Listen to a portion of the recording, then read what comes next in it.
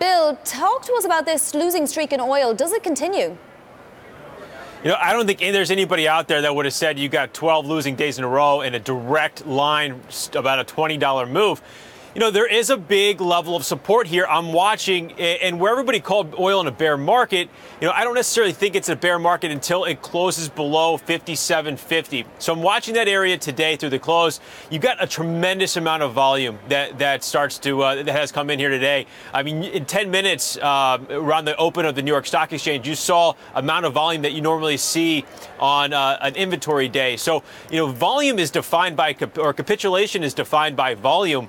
So that brings that into the mix here. Is this a capitulatory sort of move? But we're not going to see a true bottom, right away. And it's a process. Now, we have to see a drawdown in crude inventories tomorrow. I mean, you can't get an 8th straight week of inventory builds in this market bottom. So that's going to be a key component. OPEC monthly report this morning, same that we've always heard over the past couple weeks. But IEA monthly report is tomorrow, and they put their world outlook out today. And they were, talking about capacity or supply very tight over the next 7 years. So there's a different sort of jargon to hear from them than we have been hearing from OPEC.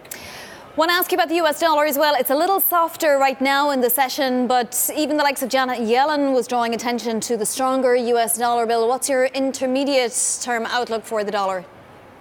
Well, the Fed has stayed very close-knit. I mean, they're all hawkish in one way or another. But I'm really waiting for Fed Chair Powell tomorrow and on Thursday. But we also have CPI. Now, the dollar has ripped higher, and that's a lot has to do with what the pairs that it's trading against as well. The euro is extremely weak right now with the Italy and EU showdown. Brexit hasn't really had, any very, very positive notes. So when you look at the currencies, it's all about that pair that it is against. Now, CPI tomorrow is going to be crucial in confirming this move of the dollar, and the dollar has tested the highest level in the year, the dollar index, that is. So we'll see what tomorrow is, and if it continues to close above 97, I mean, the path of least resistance is arguably going to be higher for the next 30 days into that Fed meeting.